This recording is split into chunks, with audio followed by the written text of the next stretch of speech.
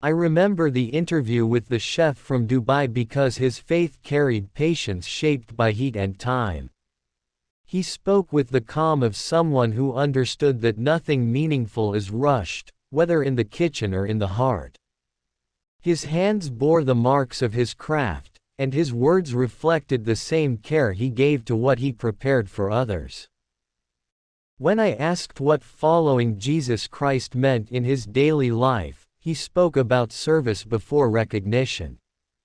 He said cooking taught him humility, because no dish exists for itself, it exists to nourish someone else.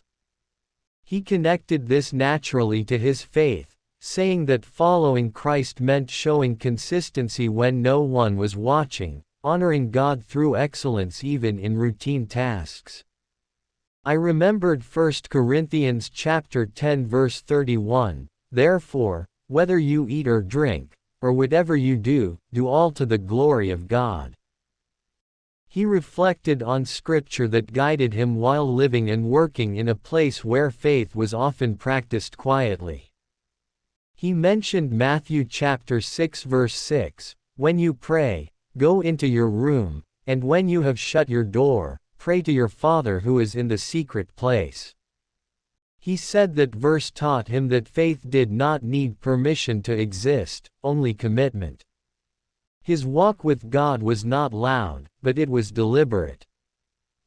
When he spoke about his work environment, he described kitchens filled with pressure, different cultures, and high expectations. He said faith helped him respond with patience instead of anger, and discipline instead of pride. He spoke about treating coworkers with respect regardless of background, because every person carried dignity given by God. I thought of Colossians chapter 4 verse 6, "Let your speech always be with grace, seasoned with salt."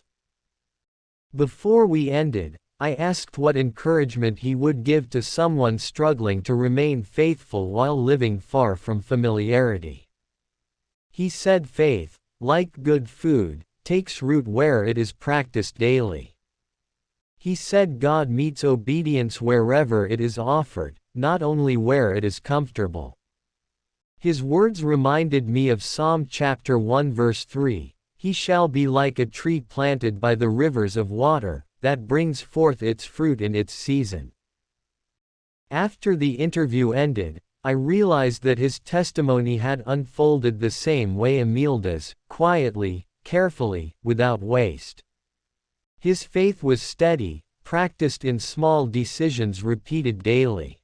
I was reminded that God's presence is not limited by geography, and that obedience carried out consistently becomes its own form of witness.